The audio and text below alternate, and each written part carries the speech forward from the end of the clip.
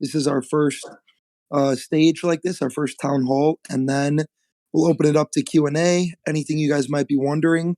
I'm going to pull Matt up here on stage really quick. Matt, invite to speak. Alrighty. Yeah, we'll be getting started here any minute. We'll start at 05. So wherever you are in the world, one more minute here. How's it going, Matt? Good, Parker. How you doing? Doing great, thank you. Hope everyone is doing well. Pretty excited. First AMA, first town hall of the BloodShed.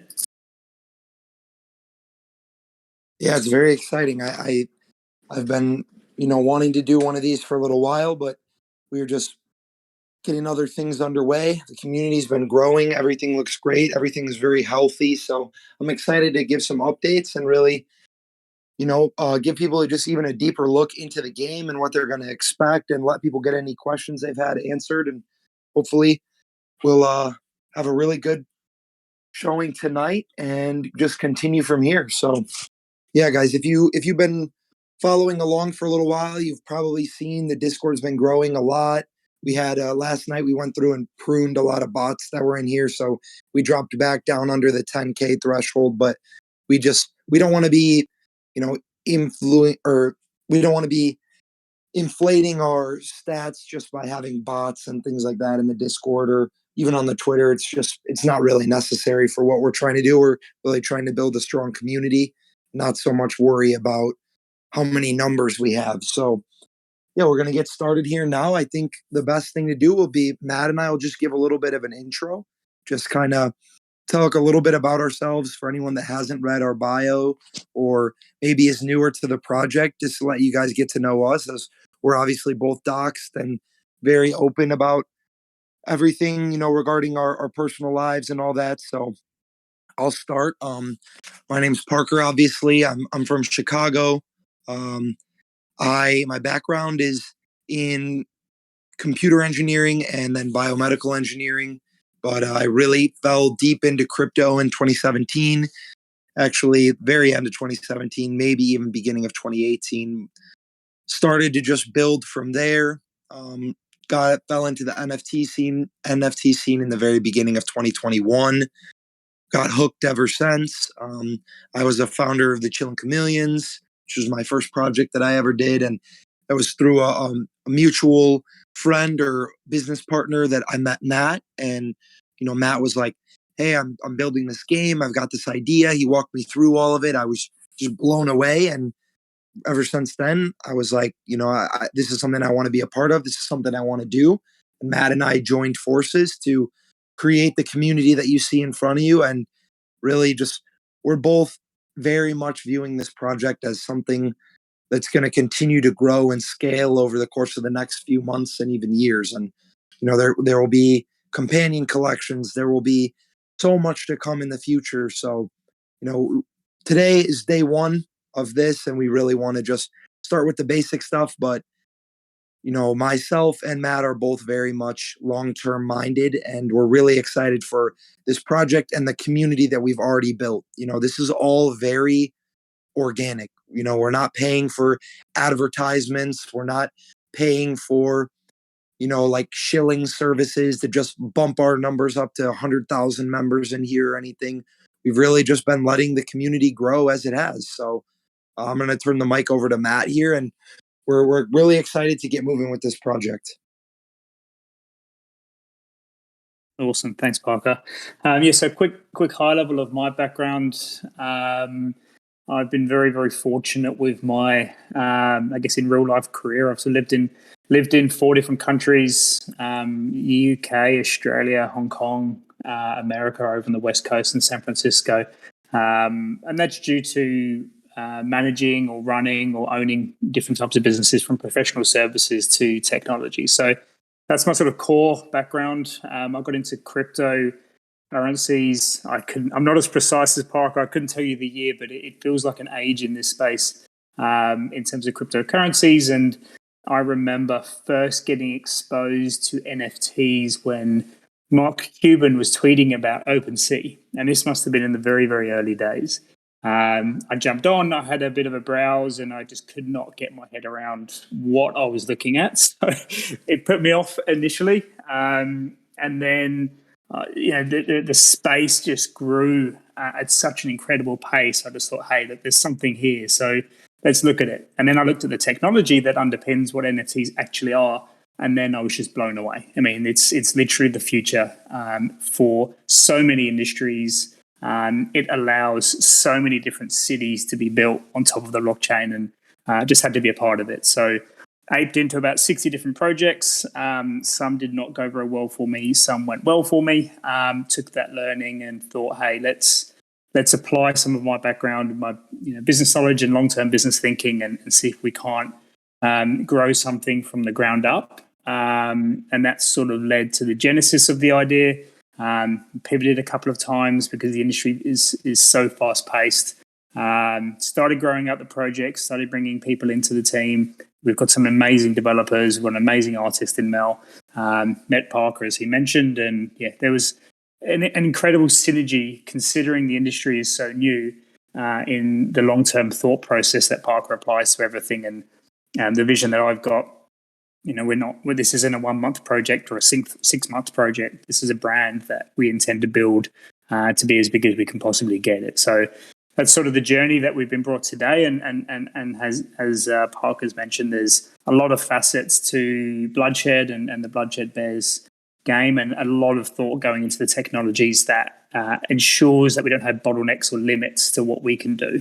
So I'm sure we'll deep dive into those, but I'll hand it back over to Parker. But that's a sort of background on myself.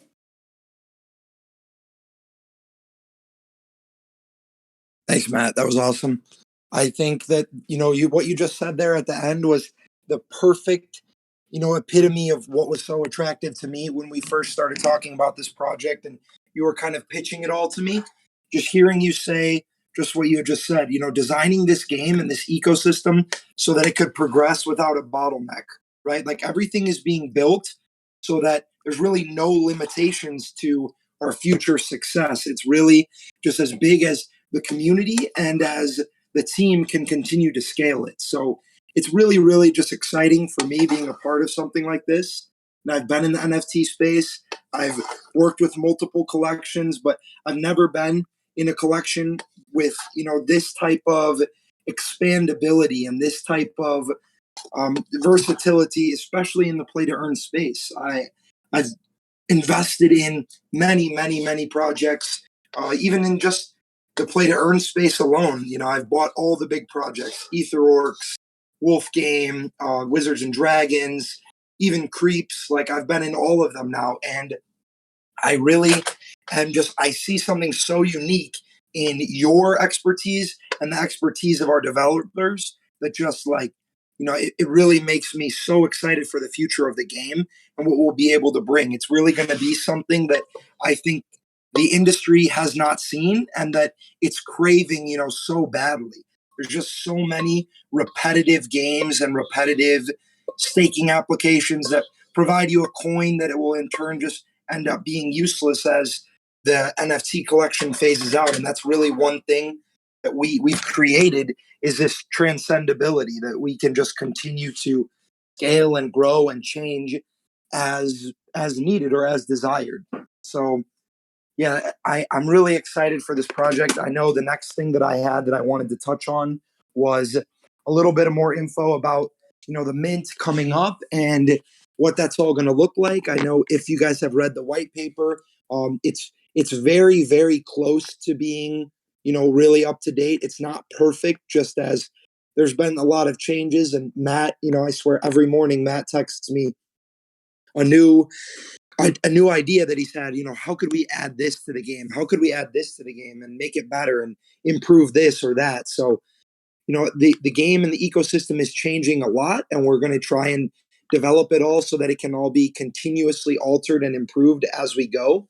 But we're looking to mint here in the next couple of weeks, maybe few weeks if need be, but really we're looking to mint here in the next couple of weeks, and we're looking to get this full first Gen Zero collection, the full 7,000 pieces, minted out, and Ideally it happens all in the first day right away. If it doesn't, it's no big deal. It doesn't change the long-term plan for us at all.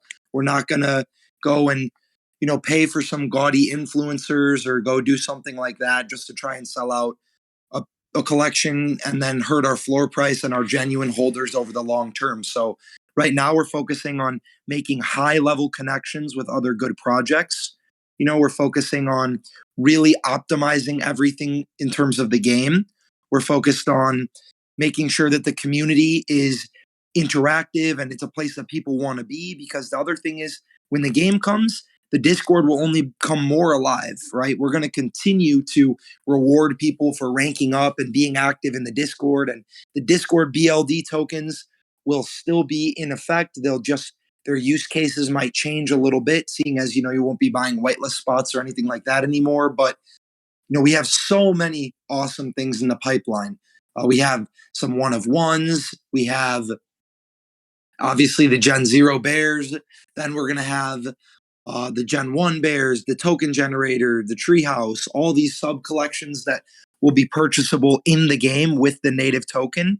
So I think, this MetaPass collection, we've really allowed our original group of holders to maximize their success in the game in the beginning. And that was our intention, was finding, this first group of strong believers and supporters and being able to really reward them for coming onto the project early and for being active and being a part of the community, because you guys are going to come into the game at such an advantage, with a free Gen Zero mint, a higher ceiling of mints for the Gen Zero collection for, paid mints. You're also going to get your airdrop of BLD plus all the BLD you've been earning by holding. I mean, you're just going to put yourself at such an advantage to then mint out the other collections, which will help you increase your yield, staking, stacking, all the different facets of the game. So we're really excited to bring this kind of to fruition here and really show you guys all of the capabilities that the game is going to have. Obviously, it's not going to launch with every single thing, but it's going to launch and it's going to be a kick-ass game. And then we're just going to continue to build and build on it from there. So, I know I'm really excited, especially considering, the mint for the Gen Zeros is only a few weeks away. And I know that the community that we've built and we're continuing to build every day is just growing stronger and stronger. And we've got big players in the space that are coming in and asking about, oh, if I go buy 10 meta passes, can I mint 50 bears on mint day? Like, we've got big players that have big interest, and we've talked with some really large collections about potential partnerships, which is something I've been working very hard on. I think that we're going to really shake the industry here when the game launches and everything comes out and we're able to really dive into it. I think people are going to be putting BLD token on their watch list, even if they don't own NFTs. They're going to just be wanting to buy the token and accumulate it for the value that the game is going to bring. So that was really what I wanted to cover in terms of the mint, in terms of, the schedule of that. Obviously, the price has been out for all the collections. So everyone should know, 0.07 for the Bears. It was zero point 0.1 for the MetaPass, which, Matt and I are both very much just unbothered or unconcerned with um, having a high floor price or anything of that nature. It's not really something that is of interest to us. We want to bring a lot of value to the people that want to play the game. So those that are looking to sell the NFTs, it's not really a concern of ours. We want to really bring value to those that don't want to sell. And to them, the floor price becomes irrelevant because they want to play the game and continue to, earn, and not to say never take profits and not to say not make money off of it, but make money by playing the game versus making money just by flipping the collection. So, we're obviously thrilled with all the secondary volume that we've done with the MetaPass already. We think that speaks a lot to the demand and the desire for it, almost doing 100 ETH in volume with only a 500 piece collection.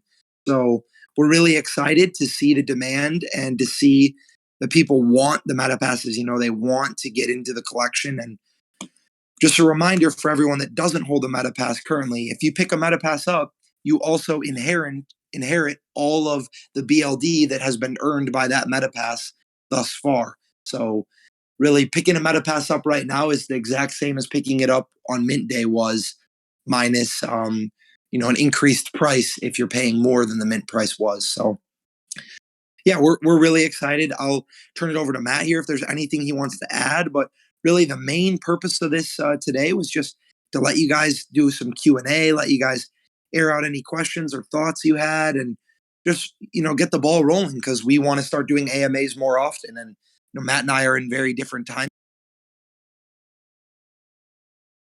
hours throughout the day where we're both up and available, and it's my night and his morning, but we want to make sure that we're available to the community and make sure you guys all feel heard and addressed if there's any concerns or questions you have. So I'll turn it over to Matt really quick, and then we'll open it up and let you guys come up with any questions or anything.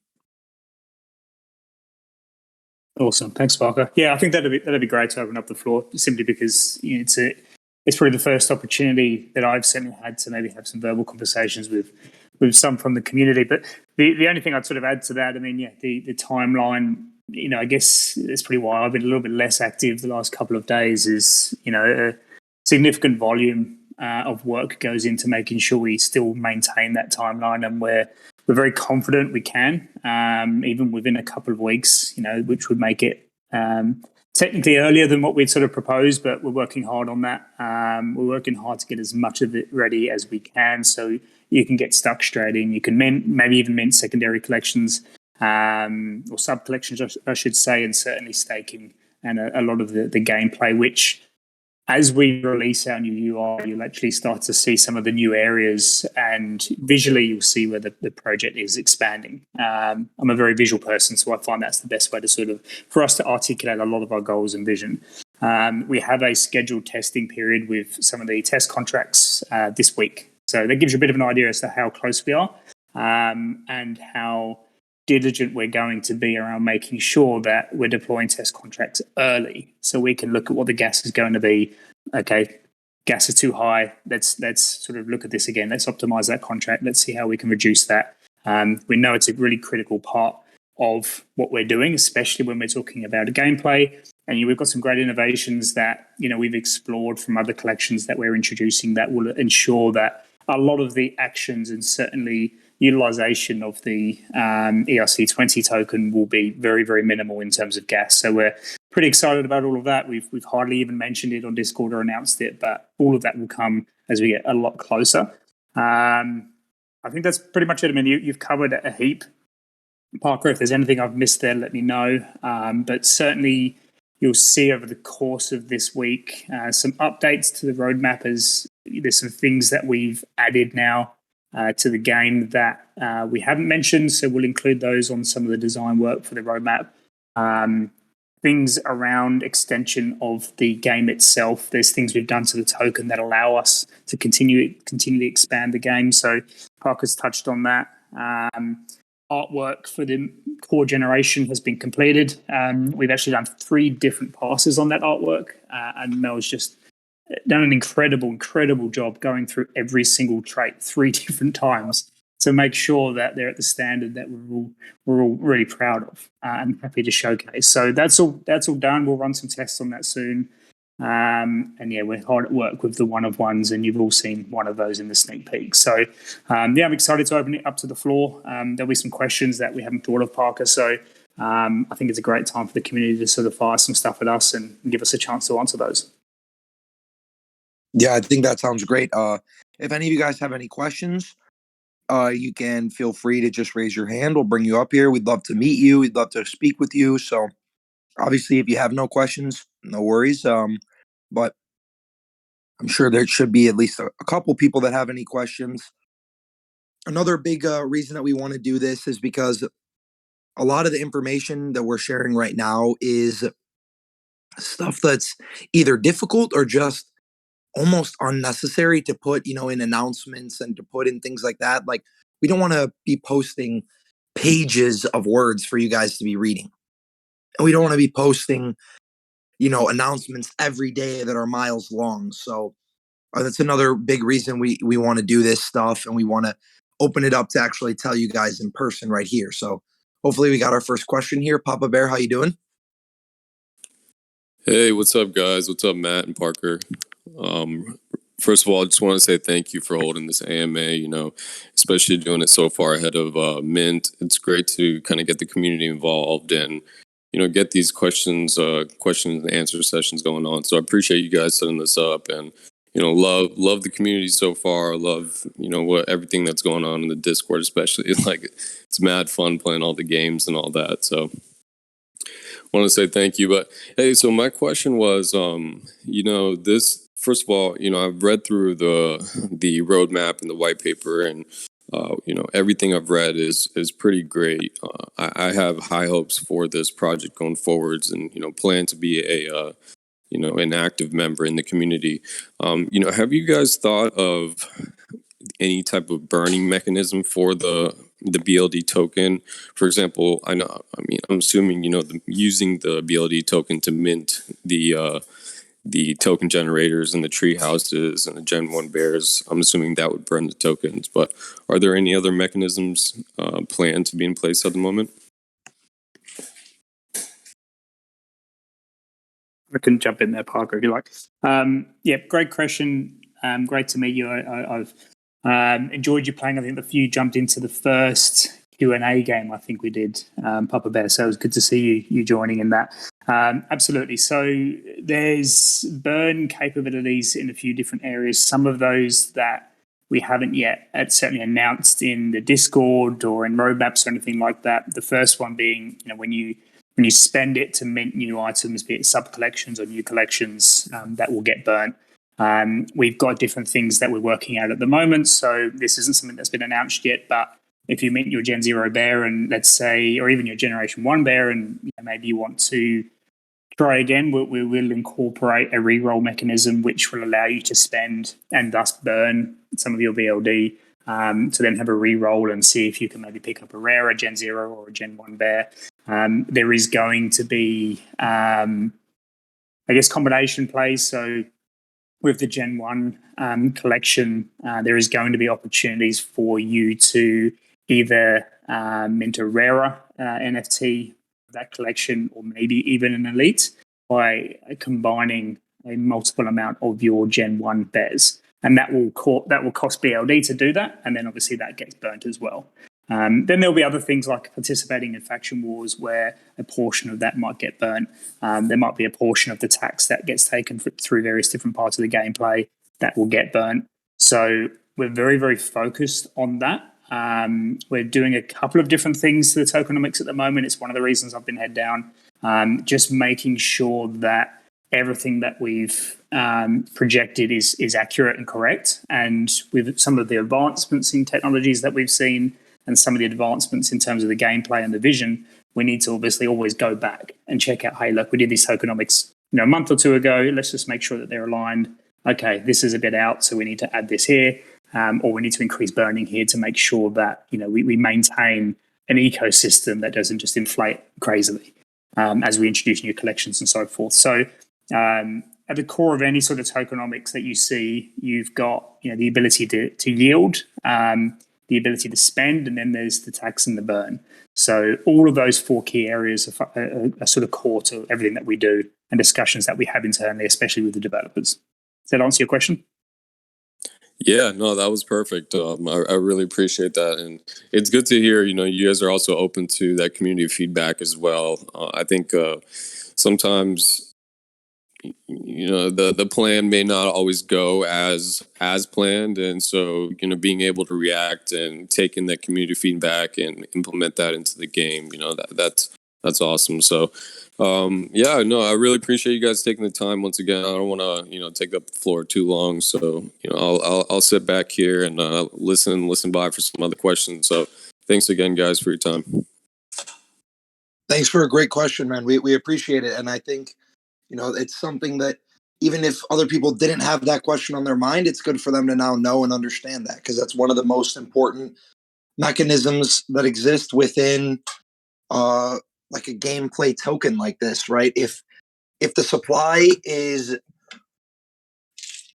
continuing to inflate, if it's an inflationary supply, it's difficult for the value to really establish itself or continue to rise a lot. So having burning mechanisms and having the token become deflationary is is much better than, just inflating away to oblivion, which is what you see a lot of other less well-designed games and tokens doing. So, Beans, how's it going, my friend? You have a question for us?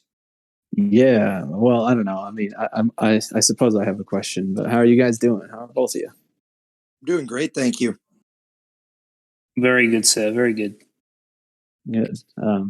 My biggest question, and honestly, my biggest concern, because I think this project it's just a gold mine. There's like, I don't really want to seem like a moon boy or whatever, but like to me, it's like the second I learned about the meta pass, I was like, you got to be freaking kidding me with this project, though. Like it was like immediately clear to me that that this project was going to go places. But that aside, my only concern about the project is genuinely, it's literally only one thing, and is that it's on Ethereum.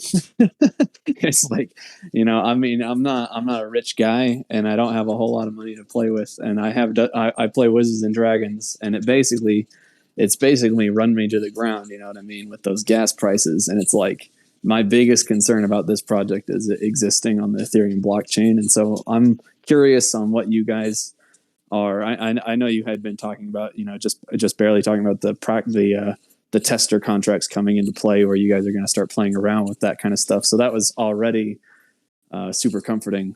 But I'm curious to hear just like some of your guys' game plans on trying to mitigate it being a rich man's game and trying to turn it into more of a game where people can actually, they can actually play the game without spending $120 every time they execute an action. I'll grab that, Ben. So, look, it's one of the most prudent questions for any project of any kind that sits on Ethereum right now. And it was something that we were super focused on with the MetaPass. The last thing that we wanted was the very first collection to have gas issues. And I remember the first few mints, you could pick up 3 for like $15. So you can sort of see. There is everything that we do and everything that the devs do, and every sort of rebuttal that I get from them is like, that's going to cost too much gas, or that's going to cost too much gas, or we've got to figure out a different way of doing it. So, before I answer your question around some of the innovations we're doing, I want the community to know that whatever we do, that's a core focus. So we will always deliver an optimized contract. You can only optimize so much because we have no control over network congestion, or if a free mint drops the exact same time that an action, you're trying to make an action during the game, and then all of a sudden the network spikes. We don't have control over those things, so we can only control what we control, which is the quality of the contract, the thought process, and the logic around the contracts that we're implementing.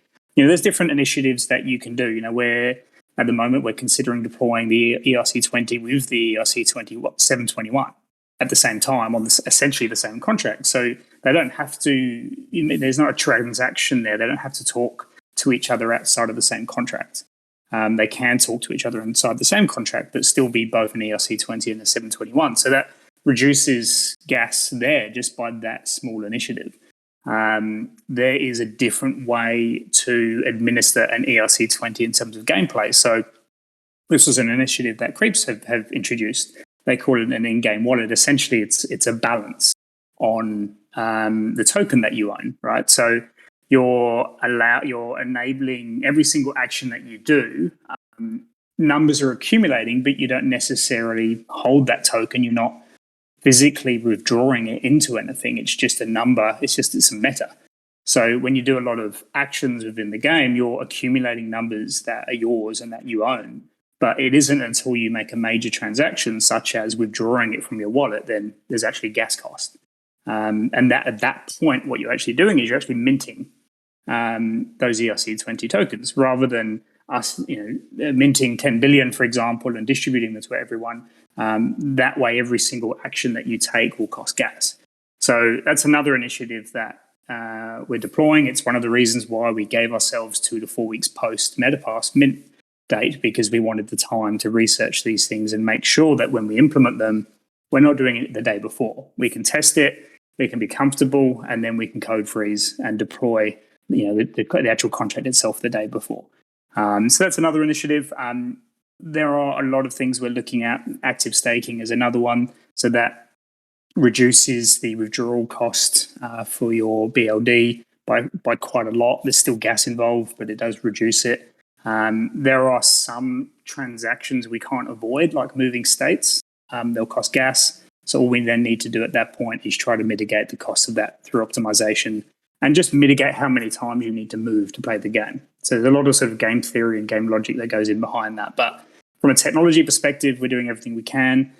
We can all hope that F2 comes out at some point, but naturally, we will continue to look at L2 regardless. If that's something that we need to do, it's on the table. We know which L2 we would look at for various reasons if we would ever go down that route. But first and foremost, we want to deploy the game. We want to see how it works with the mechanics, and then we'll look at those things if we need to in the future. The goal is that we don't need to. And to your comment there, Beans, about being a rich man's game, I mean, it's a fine line we have to tread because, we as a project are determined on long-term value. And the byproduct of long-term value to holders is that there should be an increase in value of the tokens. So by having an increase in value of the tokens, the game players should be in a position where hopefully, $100 or whatever it is, if it's ever that much, it shouldn't be the biggest decision you make in that moment because we've delivered so much value to you over time. So we can't always control those things, but rest assured, we're doing absolutely everything in our power to make sure that we can avoid some of the things that have happened in previous innovations in the industry. Long way to answer your question, Beans, but did that get there? Oh no, man! Yeah, absolutely. You crushed it. No, I mean I'm all about it being a rich man's game as long as those gains are me having the blood, being able to pay for the like. I don't know. One of the features that you were talking about was where it's essentially just it's in the game and the blood it's not minted until you pull it out. That right there to me is like, well, shoot, there's the solution. So I was really stoked to hear that. Awesome, man. Glad to hear. Any other questions, Beans? No, I think that's it. Thank you so much, guys. My pleasure, man.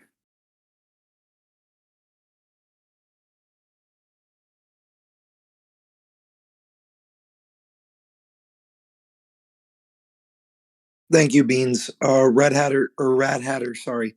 Do you have a question for us? I see you're up here. Hey, what's up, guys? Hey, how's it going? Good. Just glad I'm tuning in and catching the AMA here. I had a couple questions. In terms of, I know this project has been compared to like Creeps and like CyberKongs and a couple of the other kind of big P2E games that are out there. And I was wondering, what are some of the things that you guys have noticed that has made P2E games successful, like parabolically successful, and things that have made other games kind of fall apart? And how is the game that you guys are developing compared to those different metrics that you've seen in other projects? Yeah, so Matt could probably do a better job of answering this, but I'm going to give because Matt, for everyone that doesn't know, Matt is the king of the actual game contract, the optimization of assets, all that. Like that is Matt's forte through and through. Blows my mind every time that he brings a new idea to me or whatever. It's really like that. That's Matt's domain. And my understanding of NFT gameplay, play to earn, tokenomics, all that is very strong, but still, pales in comparison to his. So I would say that myself as an investor and as a player of many play to earn games, that the things that I've found makes games most successful is one, just keeping the supply of the tokens within the game. So if you can incentivize people to continue to recirculate their tokens within the game will become more valuable over the long term for two reasons. One, if the tokens continue to circulate, the supply on exchanges of tokens, if people are trying to buy the tokens, let's say, the price per token will rise over time, just your simple economic, supply and demand ratios. So if people are, instead of swapping their tokens out for ETH, they're using them to continue to play the game, to buy more assets within the game, to level up, whatever it may look like, then that keeps the token supply within the game and raises the token value, which is the first way that people make money or are, the game is considered successful. Now, the second way is in the actual value of the NFTs rising over time. And this is where you see, projects like Creeps or EtherOrcs or stuff like that, where there are multiple ETH per item on the floor. Even like, Creeps I saw had a floor of over like 9 ETH at one point last week. EtherOrcs has been holding a strong 3 ETH floor for forever. And, as I was saying, the floor price isn't really something that's very important to Matter-Eye, but in terms of a metric of success, it's oftentimes viewed by players of the game as, this is one way for, if I no longer have interest in playing the game or whatever the reason may be, if I need to liquidate, I can rest assured that I'll be able to sell for a profit when I do. And obviously that's something we want for all of our investors. And what creates that is, one, community. And, Creeps, if you know anything about them, very, very strong community. I was recommended to them through a friend. I bought my Creeps not too long ago. I paid a lot for it, but still less than the value is now. And their community is just so strong. Like, they don't want to sell their NFTs. They don't want to sell their Lumi tokens because they see the value and they see the long-term vision. And then two, actually having people want to play the game and enjoy, the actual gamesmanship of it and the value and the utility that they gain in the community for holding the NFTs and playing the game. Because again, back to your simple economic model, if more people want the NFTs than there are NFTs, but the people that hold them don't want to get rid of them for whatever reason, the value will just continue to rise over time. So then, to answer your second question, which was how do we plan to do that?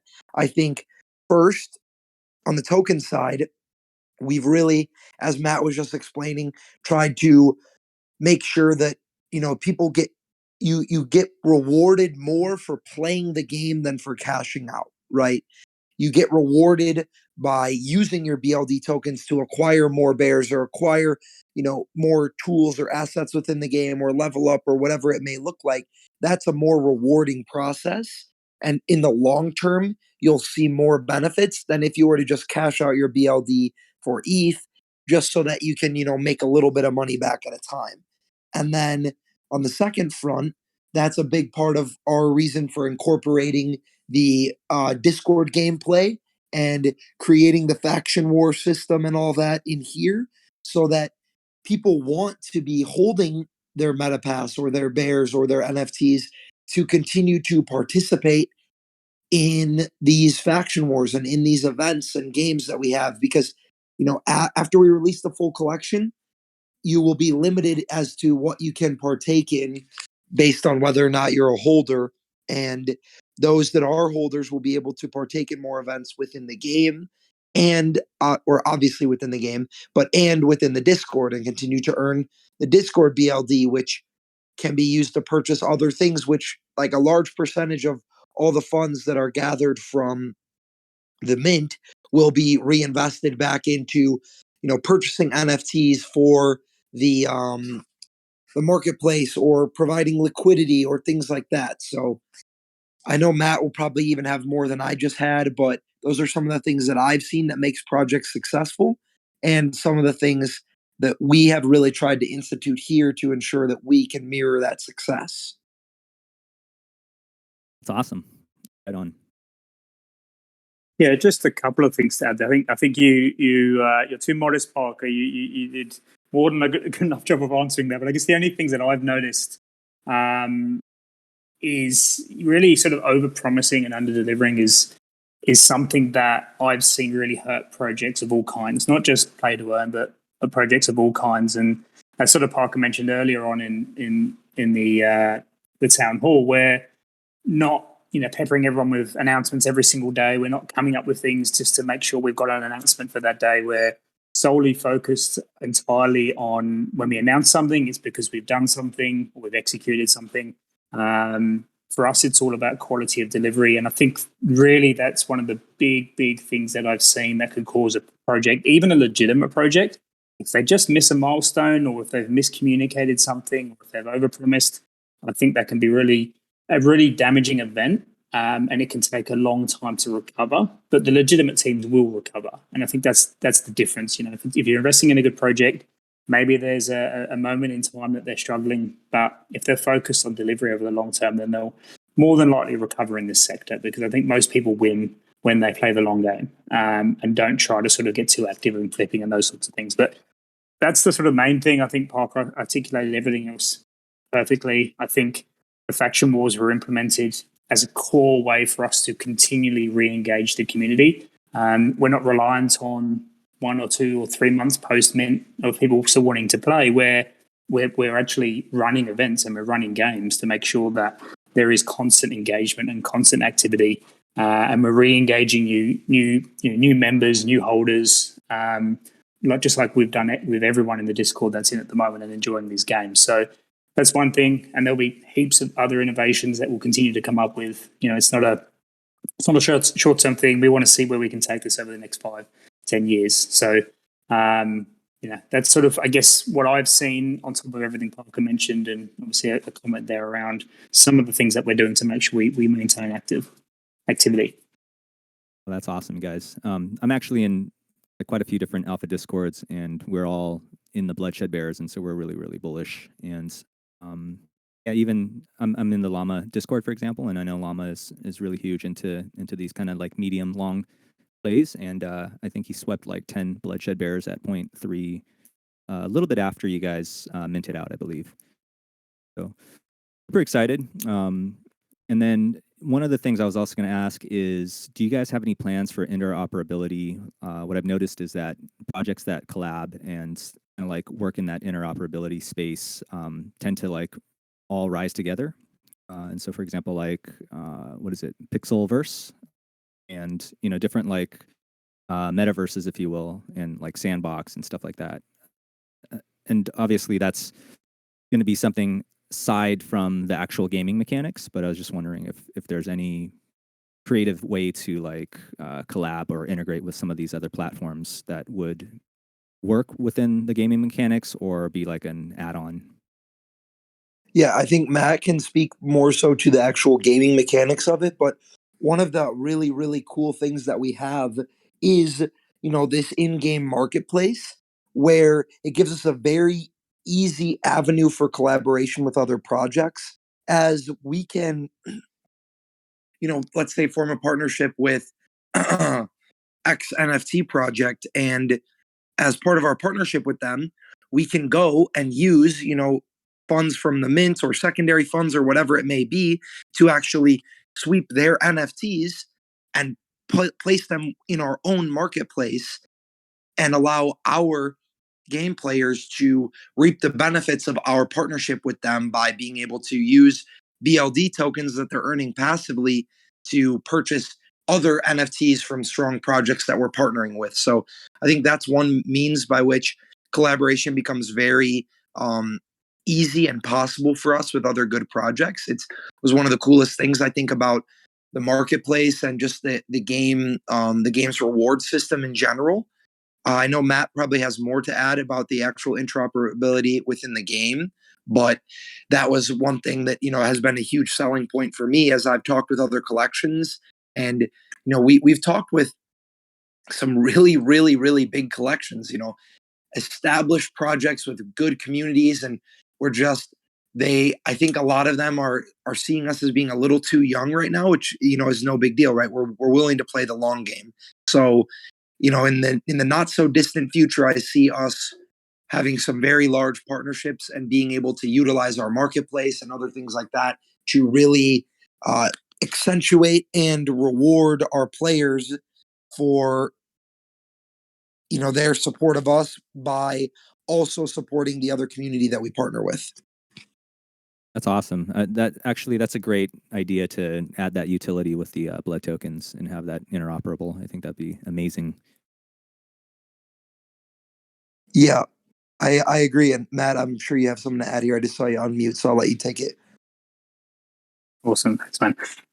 Yeah, it's not something that obviously we want to dive into too much at this point, but what I can say is one of the decisions we've decided on with the ERC20 token is to allow us to incorporate in the actual game mechanics other collections. So that's something we decided on a little while ago. It's 100% possible. It's going to be part of the actual core release. We don't want to migrate a contract to do that. So what we do with that, that's obviously part of the relationships and the partnerships that, Parker and I and the team create with other projects. But the goal here, as we mentioned earlier in the AMA, is we want to design things that don't bottleneck us. So the contract is being written in such a way that will allow us, without having to redeploy or migrate a contract, to actually incorporate other collections into the same ecosystem, on top of involving them in the secondary ecosystem, which is the Discord and the Discord marketplace and the actual distributed DApp marketplace that we'll create and deploy on the website and so forth. So coming will be part of the contract in terms of when we start doing that and what the strategy is around that. Obviously, we don't want to dive into it too much right now, but it's a big focus of ours to maintain our ability to survive and thrive as a project in a very, very fast moving paced industry, which is NFT land. Cool. Thanks, guys. Yeah, that's pretty much it as far as questions go. Thank you. Appreciate your time. And thanks for coming up, and thanks for asking some great questions. You got it. Beans, Mikey, either of you guys got anything for us? By the way, I want to just take a second and give a huge shout out to them, along with all of our other mods, Rep, FICO, everyone that's been involved. So you guys really make this ecosystem so special here in the Discord. And Matt and I have a lot of things. Evan as well. I don't want to forget anyone. We have a lot of work that's done outside of the Discord, and as much as we try and be as active as possible, it is really largely thanks to you both or you all that we're able to continue to build this community to the scale that we have. So thank you to you all. And yeah, if you guys had any other questions or anything, I just wanted to give you a quick shout out.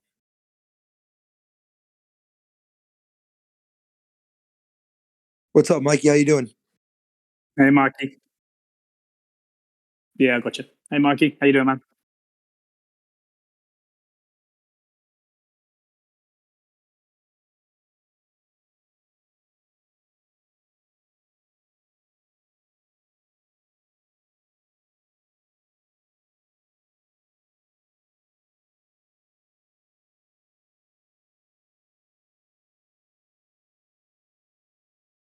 Yep, I can jump into that. So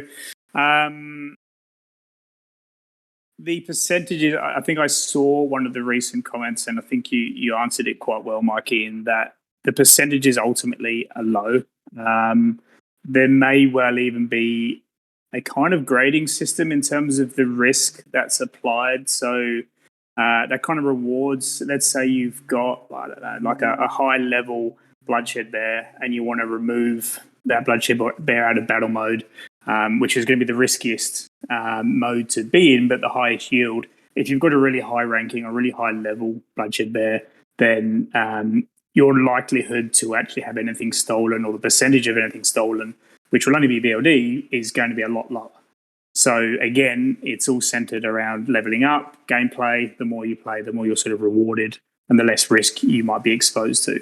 But really, there's only sort of a couple of modes that risk play comes into play, and that's staking or coming out of battle mode, because that is the highest yield area, and you also train in that area as well. And if you're just withdrawing, for example, if you want to unstake, there's that risk element there. I also, hopefully that answers that. The specific percentages yet, we obviously want to deploy those with the final contract, but rest assured, it's nothing crazy that you should necessarily have any significant worry about. but it will be announced before mint. So it's not like you're going to get a surprise thereafter. Okay, so it'll be very, very clear and upfront beforehand. In terms of the other risk aspect, then that's an innovation that we're all sort of used to now because of what Wolfgang version 1 did, in that if you're minting reinforcements, there's a small percentage chance if there's another faction's elite is sort of lurking and they're staked in waiting, there's a percentage chance that mint with your BLD might go to the other faction. But again, it's not an uncommon number, and it will all be announced prior to the final tokenomics that gets, announced or released prior to the actual minting of the game. So again, there will be no nasty surprises post-mint. We physically can't do that because the contract, once it's deployed, is deployed. So all of that information will be provided. But again, it's nothing unusual to what you would have seen. And if anything, we want to allow your ability to level up and train and upgrade your NFTs to actually mitigate your risk. So that there's another layer, if you will, of the way that you can play the game. Does that answer that question, do you think, Mikey?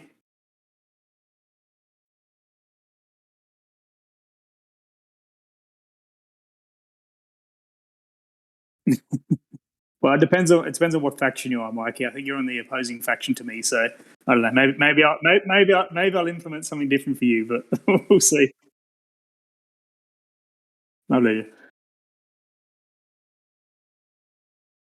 Thanks for the shout out, Parker. I appreciate that, man.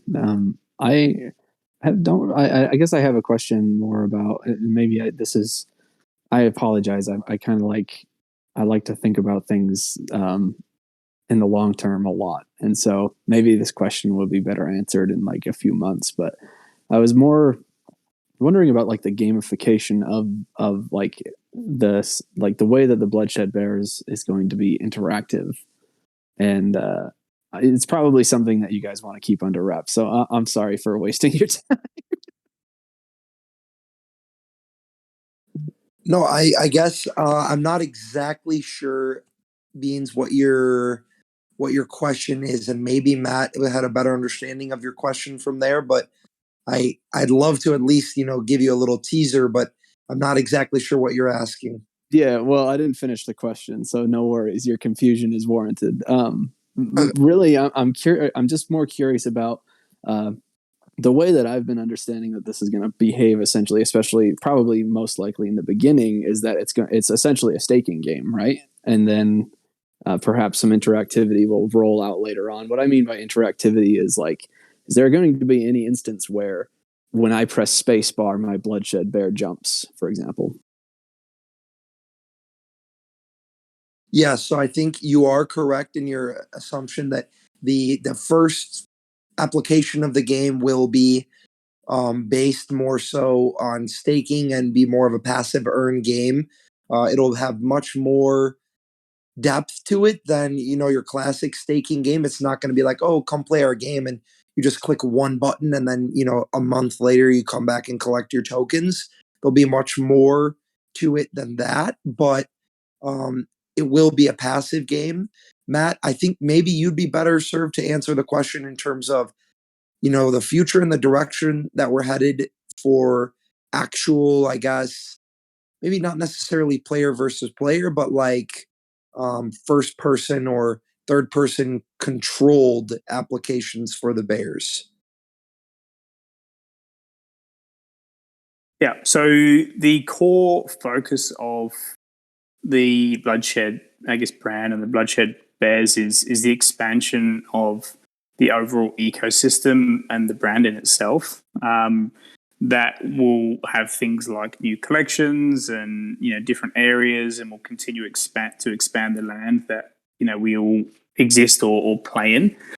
So that's the core focus. That's going to take a lot of resources and brain power, obviously, to execute and deliver on those things. In terms of if we will build an actual interactive game, so that's pretty straightforward. There's JavaScript libraries that like Pixie.js or something that you could use to build a sort of basic game that allow you to jump, like Mario version 1 or something like that. But we're kind of in a holding pattern around that, mainly because the space is evolving so fast. The last thing that we would want to do, and that goes back to my comment earlier around over-promising and under-delivering, the last thing that we want to do is say, hey, look, we're going to build this AAA studio quality game, and then the space changes so much that we actually have to pivot in an entirely different direction. And then all of a sudden, we've said one thing to the community, and then we do something entirely different. So the hard goal right now is to build out the ecosystem. That's an easier thing for us to commit to because it's something that we are committing to, and it also allows us to add in new initiatives, new technologies, without necessarily, misrepresenting what we're trying to achieve.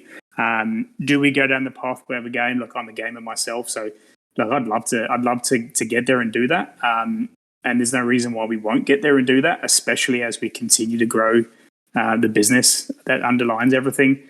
But we need to wait and see really where the innovations take the sector before making a commitment. And then if something makes sense at one point in time in the short term, we'll commit to it, we'll announce it, and then we'll execute on it. For us, the core here is always doing what we say we're going to do without question and within reason, trying to get it on time. So it's a long way to answer your question, Beans. I'd love to get there, but we've really got to sort of sit by the sidelines, deliver what we promised right now, build the ecosystem out, and then see what makes sense, in the coming months or so. No, for sure. I by no means would I say influence.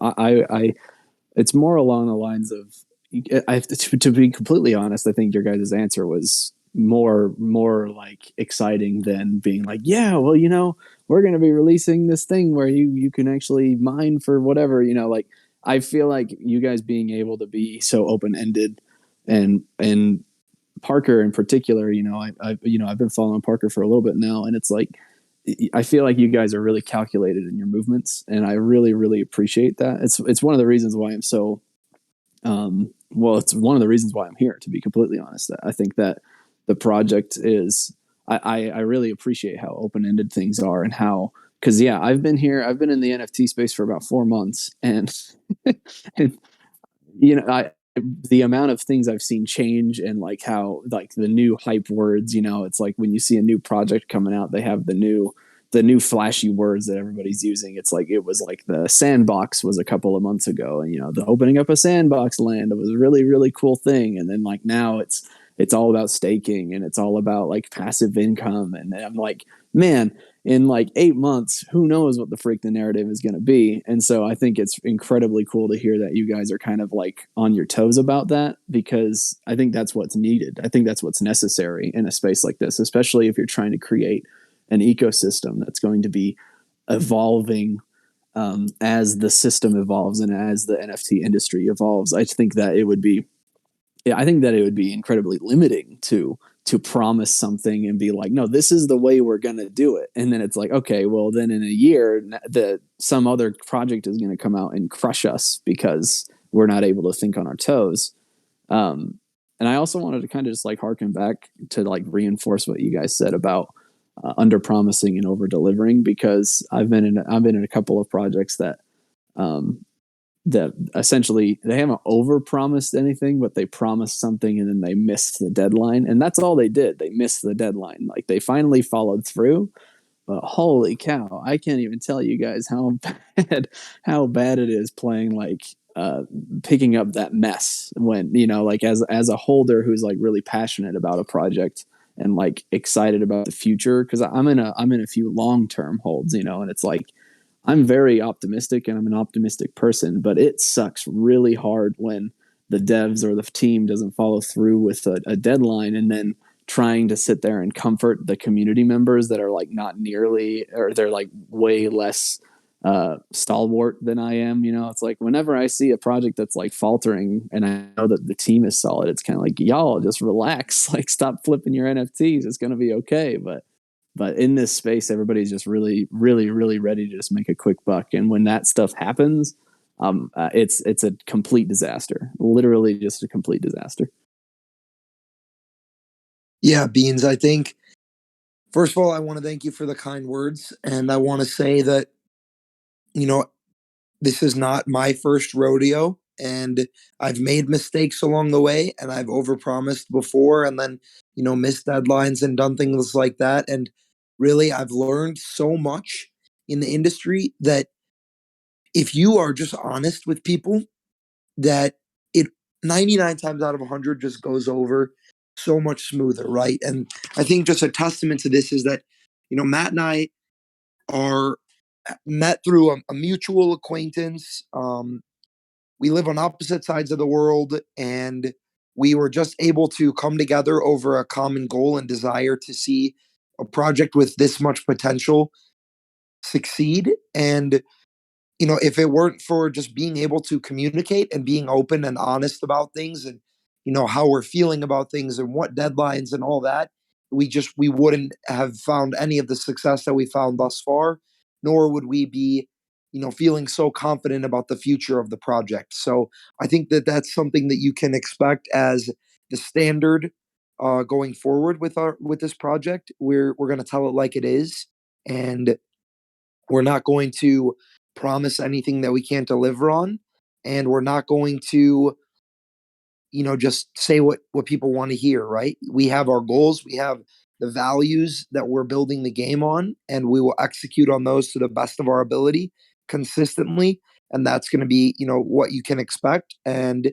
if things don't go exactly to plan, we'll be the first ones to say what happened, why they didn't go to plan, and then how we will, you know, uh, fix that mistake or fix whatever happened so that next time things do go to plan. Because anyone that says that, projects will go by without a hiccup has never run a project or been a part of a project. So I would say just thank you for the kind words, and that we appreciate, people like you that are patient and, diamond handers that see the vision long term. And we want everyone to feel that same confidence as we progress, and really just know that Matt and I are here to build something, not to make money, or not to um, create a quick flip opportunity, or pump a floor price, or hype a Discord. Like, no, what we want to do is we want to create a valuable ecosystem and game that will transcend all the different fads that exist within the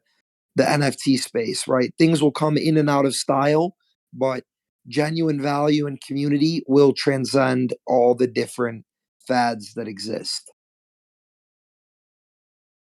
Hell yeah. Well, I hope you guys like me because you guys are stuck with me. So We love you, Beans. We really appreciate all you do. And I know that there's not a community member here that doesn't like you. So we appreciate you. And yeah, I know, Matt, if there's anything else, if there's anything else you want to add, be my guest. But we've been on a little over an hour. I never like to keep everyone on all night. I know that people want to stay on till the end just to make sure they don't miss anything. But if we have any more questions or anything that anyone wants to add, please feel free. If not, we'll probably wrap it up here in the next couple minutes. So, yeah, Matt, if there's anything you wanted to add, or if anyone else has any questions, please feel free to raise your hand and come up here on stage. This will by no means be your last opportunity. We'll be hosting these frequently going forward, up to the mint and post mint. So get used to hearing my voice, because you're going to be hearing it a lot. oh, those sweet, sweet, sultry voice tones. Come on up, y'all. Come ask a question.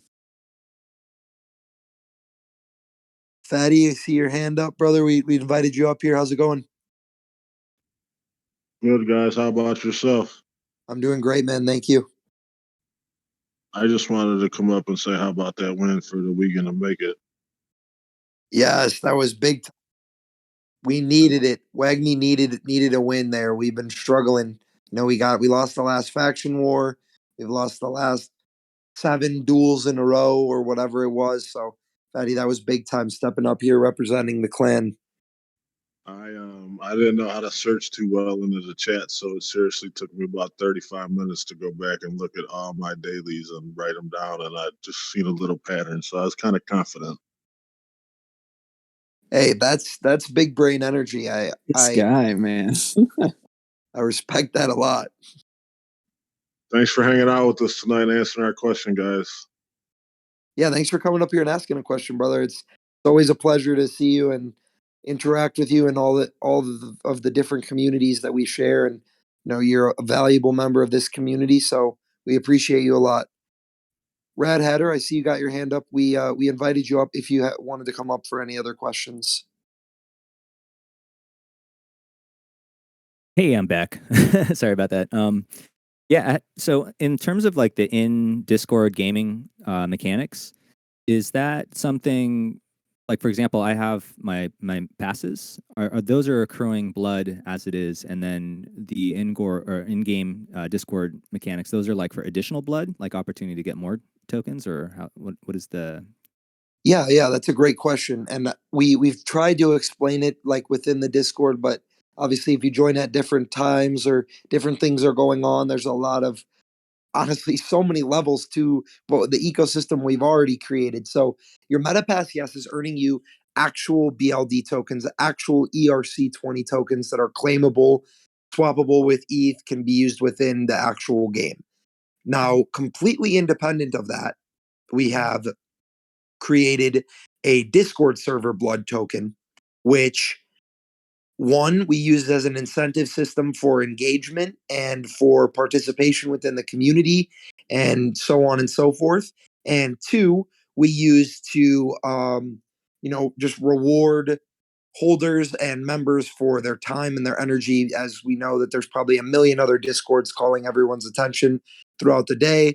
So we do try to reward those who are engaging consistently in here, or even just participating. So um, a beginner's rundown for the BLD within the Discord, you'll want to head over to the roles channel, and you will want to, well, first you need to choose a faction, which it looks like you've chosen LFG. So wrong choice, first of all. But second, you'd want to head over to the role. You'd want to head over to the roles section and choose which type of events would draw your interest. So we have the Raider, which is Twitter raids, engagement outside of the Discord, which you can receive BLD for. We have Warrior, which is participation within the faction wars that we're already hosting in the Discord, where you're competing for prize pools with your faction. And then we have the Gamer, which is for game nights and other activities like that, which you can also earn BLD. And your BLD earned is based on your success within these events or your engagement within raids, and then your rank within the Discord. As Rad Hatter, you are an apprentice. Um, your rank is your multiplier for tokens earned. And if you were to earn 100 tokens for a Twitter raid, you would get 1x that for being an apprentice. Now, when you rank up to a cadet, you will then earn 2x.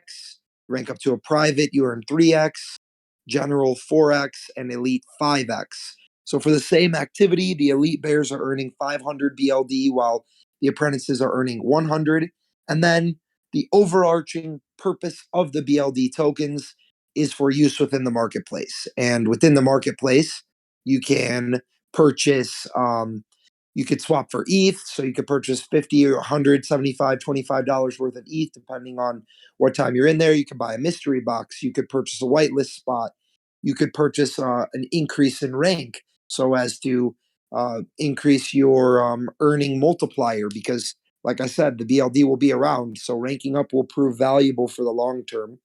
And we even have, we have a wizard from Wizards and Dragons in there. We have, you can purchase ERC20 BLD from within the marketplace. So basically, just a whole bunch of prizes or things like that that you can purchase to reward you for your engagement or activity within the community. Gotcha. So those rank ups, you level up into those different multipliers through the engagement. Is that correct?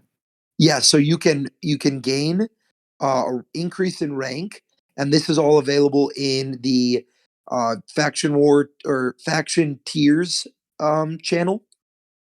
You can increase in rank by either leveling up, so a certain amount of engagement within the chat, just chatting, you can level up like that. A certain number of invites is the second way, or just purchasing your rank straight up. And purchasing your rank straight up can be done in the marketplace. So let's say you've been participating in raids, you do your daily claim, you've been gambling in the games channel and making some BLD. You can use that to purchase an increased rank, and each rank gets more expensive, and the ways that you can get it decreases. So there's also a cap at the private level for those who are not MetaPass holders. So as a non-MetaPass holder, you're capped at the third tier or 3x multiplier, which can be received by either getting 20 invites, reaching level 15 on engagement, or purchasing, the two level ups. And then after that, the general and the elite can only be purchased within the marketplace, and you have to get approval from one of the staff members to even be able to purchase it and rank up. So I think that answered your questions. For more information, you can go to the faction tiers channel, and I believe that was everything that you had asked about. Is there anything else? Yeah. The other thing was I heard that if you hold 6 meta passes, you get some type of a bonus. Is that something that you can speak on? Yeah, so Matt and I are still figuring out something that's like, extra special for those. What that would be what we called our whales. Currently, we are looking at a plugin for the Discord that will actually alert you with NFT movements among the top NFT traders. Just it's all done by an algorithm and a bot that posts their plays. So that's something that some free access, some free alpha access that we're giving within the server. But that's right now to all holders.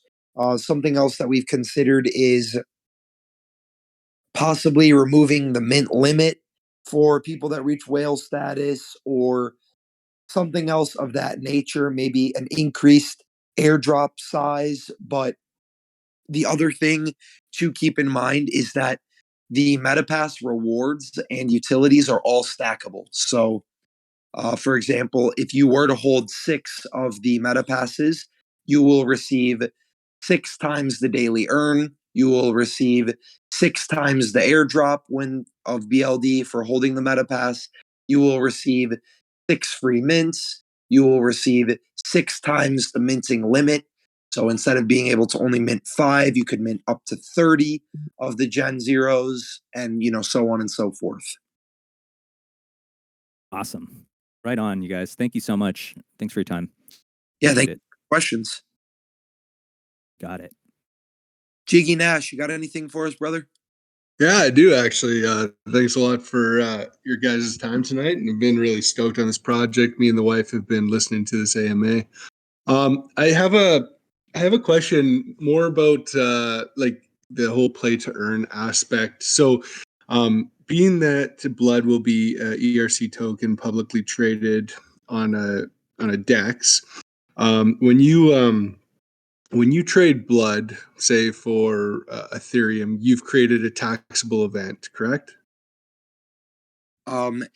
It depends the means by which you do it.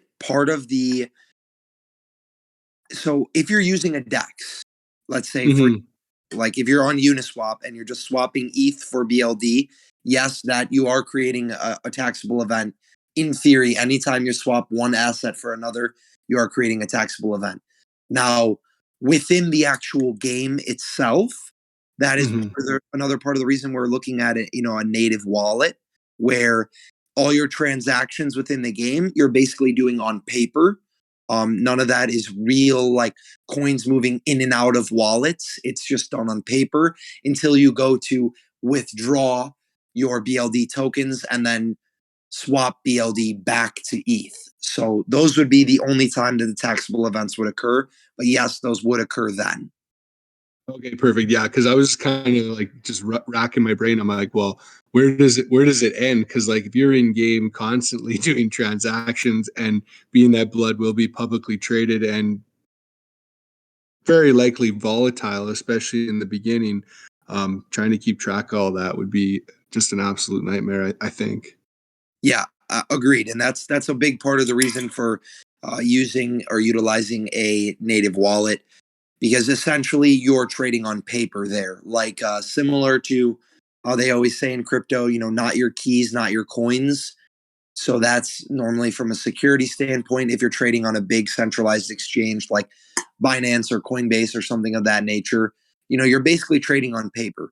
You don't actually own that Ethereum or Bitcoin or whatever it is. Coinbase is just populating a balance within your account. It's only when you go to then remove it to a decentralized wallet or pull it out to a bank account that is actually, your coins to hold and own. Similarly, within the difference there is that they will actually tell you that all those trades are taxable events, even though it's all being done on paper. But here, if it's all done within the native wallet, it's all done on paper. You're not actually moving any BLD tokens, and therefore you will not be creating taxable events except for when you actually remove the games from the ecosystem. Okay, no, that's perfect. And I actually didn't know that about the whole Binance thing. If you're exchanging and the coins remain on the exchange, swapping between two is not a taxable event. I thought it was, but I could sorry, be wrong. I do want to clarify that really quick. That is, and that's by the choice of the exchanges. So, although you still are trading on paper, they choose to report all of your trades, and therefore they become taxable events. Now, Gotcha. Okay. that's Gotcha. Yeah. just the choice of the exchange. I just want to make sure you don't get in tax trouble because of something I said to you. But No, with our I'll native get wallet, with our native wallet, it'll all be done on paper and will therefore not create taxable events until you go to remove and take it out of the game. So, and swap yeah, it into ETH or whatever. Okay, no, perfect. exactly. I appreciate that. That helps clarify it. So it would be seen almost more so as like from a taxable standpoint. And again, I'm not a tax expert. I do want to clarify that, but Yeah, no, I understand. I just was hoping for some clarification, and the paper wallet in game makes sense. I was just kind of wondering where it began and where it ended in terms of like how many taxable events am I going to create by just playing a game, you know? yeah, exactly. And it would be, I guess, seen more so as like generating income. So, all the BLD that you're earning within the game and then you're transacting with and doing all this, it's really more so like once you pull out all the BLD that you've earned and pull it out to an exchange and then swap it for ETH, that's almost more so like you've created income than it is all these little different events that are all taxable within the game. Right. Okay. No, that totally makes sense. I appreciate the clarification on that. The whole taxable event thing, especially in this space, is a little foggy. So Yeah, it 100% is very foggy. I think a lot of people, it's good that you're even asking these questions. A lot of people are in the space and they have no understanding of taxes or how all that's going to work. So these are good questions to ask. right on. Well, thanks a lot, guys. I appreciate all you guys' time and hard work, and I know the rest of the community does too. And we appreciate you and your activity, man. So thanks for being here. Thanks for asking questions. And thank you for your time as well. All right. Good night, guys. All right. I think we will probably wrap it up here. Thank you guys to everyone that tuned in today. If you listened and you heard things that you liked, and I'm sure I've seen nothing but familiar faces, so we appreciate all of you for all of your activity and support already thus far. We will make sure we give you guys another 24/48 hours of notice before the next AMA, and hopefully you can invite some friends and get them in here, because it's very difficult to explain something like this to a friend. But if you think they might have interest, bring them in, and we're always looking to onboard more genuine players and friends of friends, and just continue to grow this big family that we're building. So thank you guys all for tuning in. We took an hour and a half. Hopefully you guys got a lot of value from this, and I am very excited to continue growing this game and this community and everything. And also tomorrow, I posted it in the Twitter raids. I'll probably make an announcement about it tomorrow beforehand, but we will be doing a Twitter Spaces with some outside community members, and we'd love to see you all there as well. So if you use Twitter or you're available and want to tune in, please do. If not, no worries, of course. And we will be back hosting another town hall meeting very soon within the Discord. So thank you again for your time, and everyone. Hope you all have a great night, day, morning, wherever it is you are in the world.